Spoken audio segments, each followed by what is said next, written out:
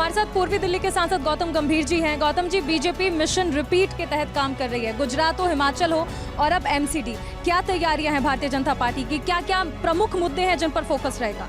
देखिए, मैं एमसीडी का मुद्दा ज़रूर आपको बता सकता हूँ। गाजीपुर लैंडफिल जिस तरीके से पिछले 3 साल में 50 फीट नीचे है, मुझे पूरा विश्वास है एक और बार अगर भारतीय जनता पार्टी आती है एमसीडी में तो अगले 5 साल में आपको ये सारे लैंडफिल नहीं देखने को मिलेंगे। और उससे ज़्यादा इंपॉर्टेंट क्या है कि अगर आप मल्टी लेवल पार्किंग की बात करें, हम मल्टी लेवल पार्किंग देना चाहते हैं। हम साथ ही में सफाई जो हमने सेग्रीगेट की है, डोर टू डोर कलेक्शन, वो बहुत बड़ा मुद्दा था पहले, लेकिन आज हमने प्राइवेटाइज़ किया है। तो ये जो सारा झूठ बोला जा रहा है ना कि घर से कूड़ा नहीं उठता, गली गली में कूड़ा है, मुझे नहीं लगता कि इसमें कोई भी सच है।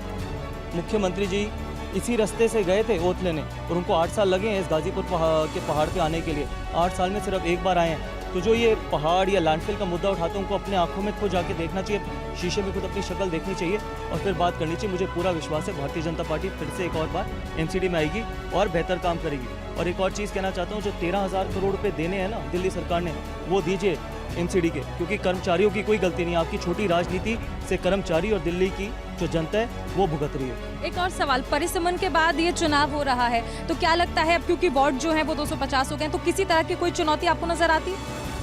देखिए, हम कोई भी चुनाव ऐसा लाइटली नहीं लेते, चाहे वो हिमाचल का हो, गुजरात का हो, चाहे वो एमसीडी का हो। सच्चाई ये है कि आपको चुनाव के तरीके से लड़ना चाहिए। और मैं सिर्फ इतना कहना चाहता हूँ कि हम बहुत कॉन्फिडेंट हैं।